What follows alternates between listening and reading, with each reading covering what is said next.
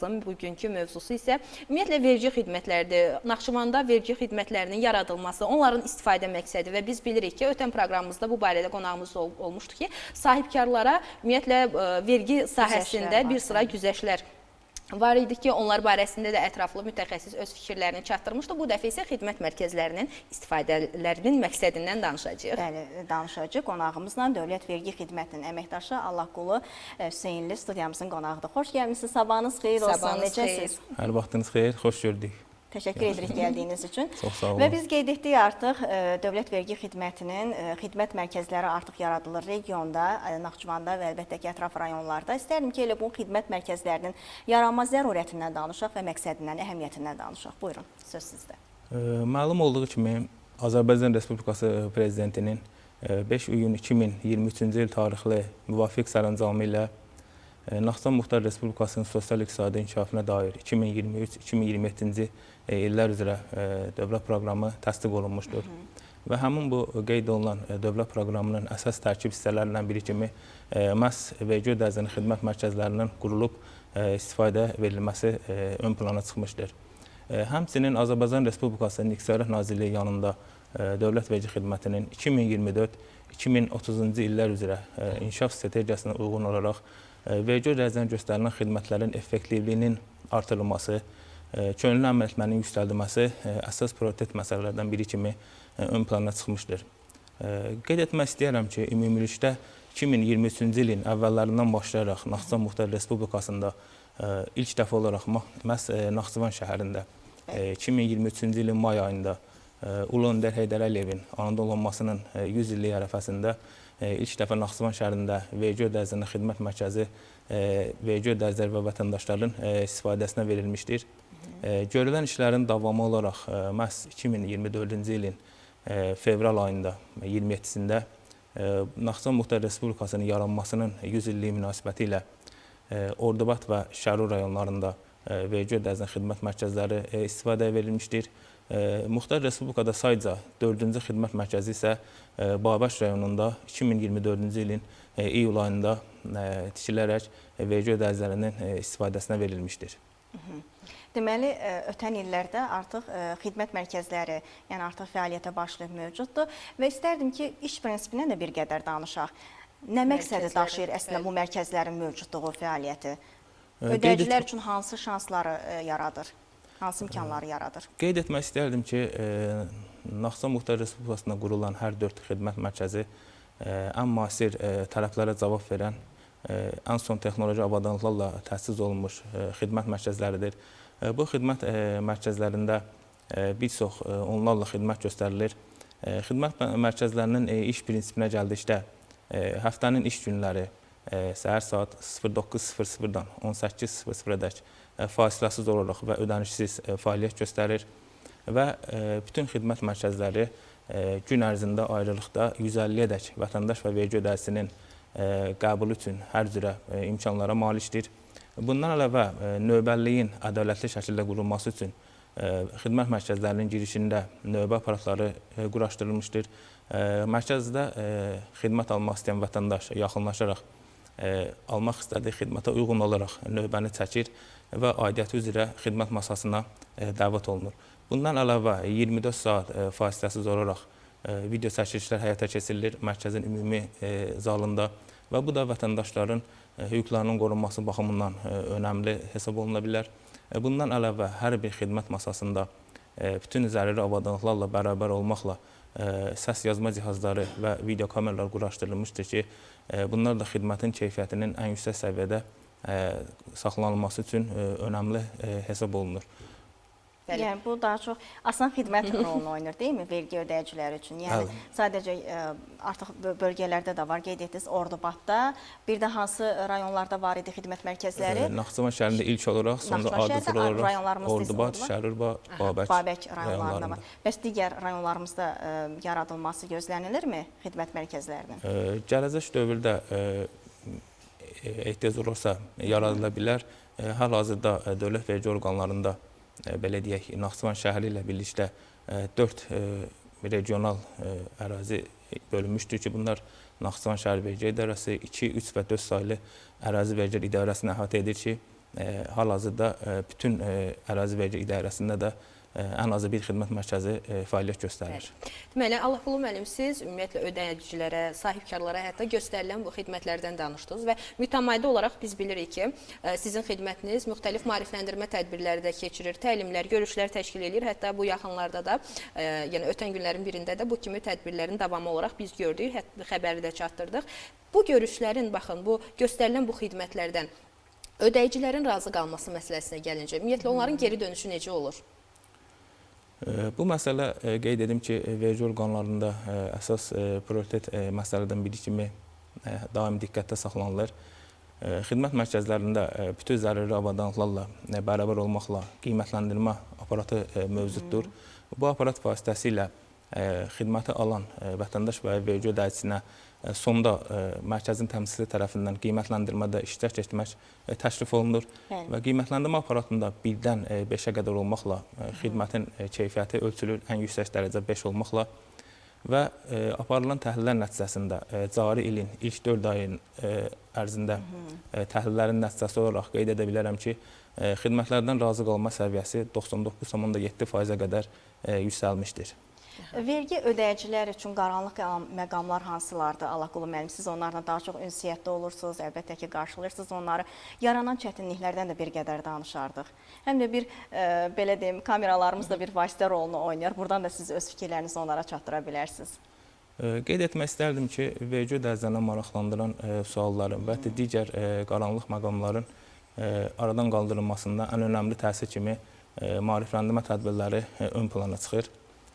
Qeyd etmək istəyərdim ki, dövlət vergi orqanlarının rəsmi internet səhifələrində, rəsmi sosial şəbəkə hesablarında və bundan əlavə əyani olaraq vergi ödəyiciləri ilə görüşlər təşkil olunur, hər ay bir neçə dəfə olmaqla və ən təsirli vasitə olaraq ünvanlı xidmətlər həyata keçirilir ki, bunlar da vergi ödəyicilərinin belə deyək, qaranlıq məqamlarının, suallarının ortadan qaldırılmasında önəmli rol oynayır.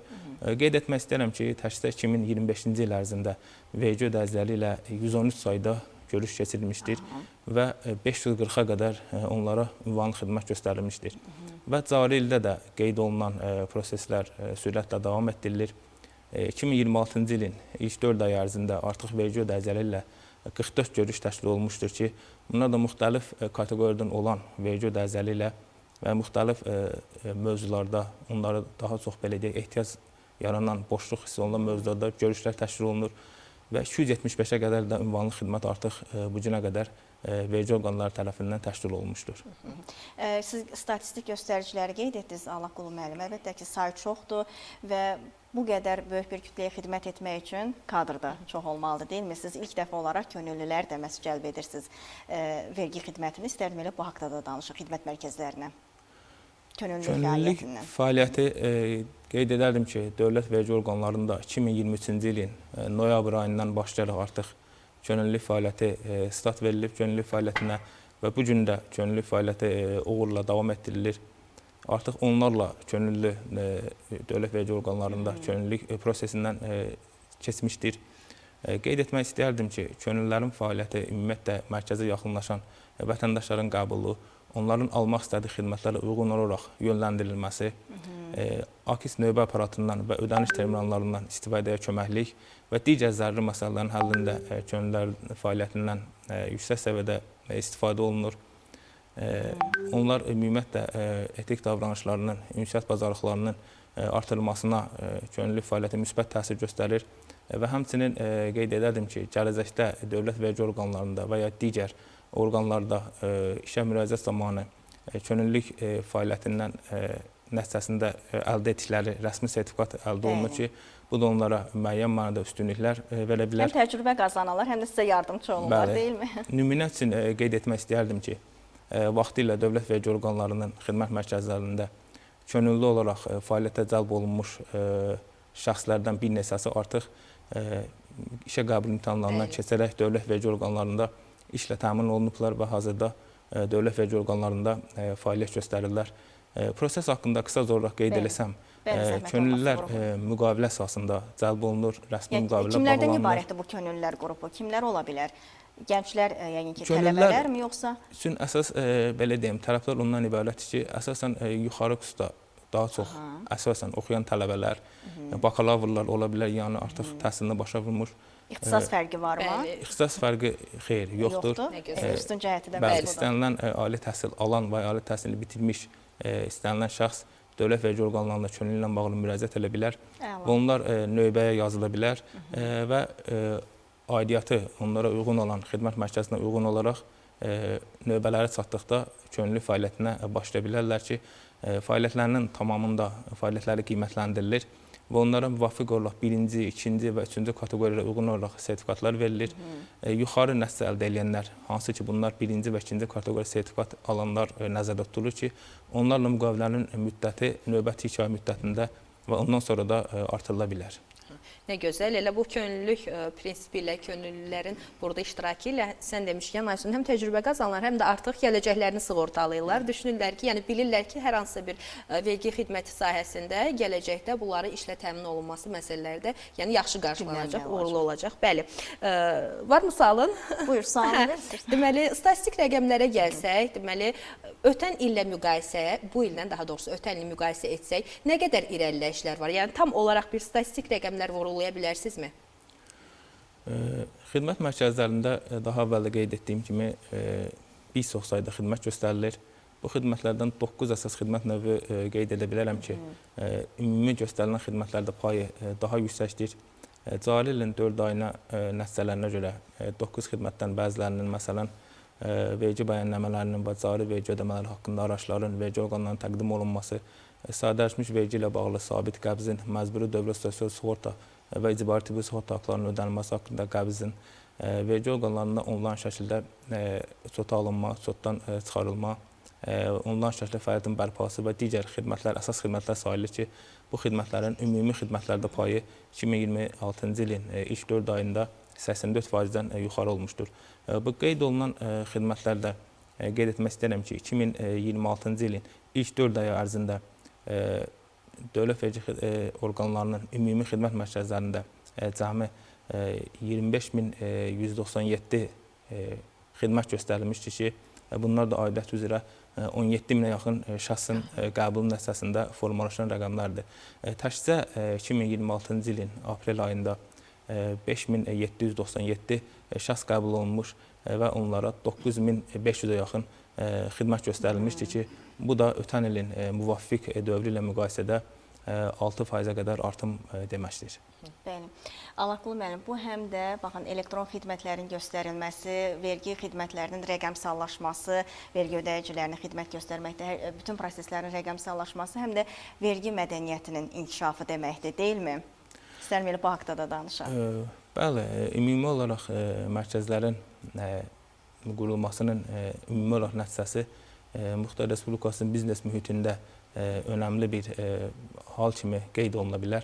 Həmçinin bu mərkəzlərin qurulmasında əsas məqsədlərdən biri vergi orqanları ilə vergi ödəyicilər arasında qarşılıqlı etimadın qurulması, şəffaflığın artırılması, könüllü əməl etməyə payının daha da yüksəldilməsini qeyd etmək olar və həmçinin qeyd etmək istərdim ki, qarşılıqlı etimad və şəffaflıq baxımından mərkəzlər çox önəmli bir təsirə malikdir. Artıq uzun növbələr yox, hər biri üçün ayrı-ayrıqda vaxt ayrılır, hər birinə necə deyirlər, qaranlıq qalan məqamlar daha aydın şəkildə izah edilir. Xidmət demək əməkdaşları tərəfindən bu işdə sizə uğurlar arzulayırıq Allahqulu müəllim və təşəkkür edirik dəvətimizi qəbul edib gəldiyiniz üçün. Mən təşəkkür edirəm. Proqramımızı isə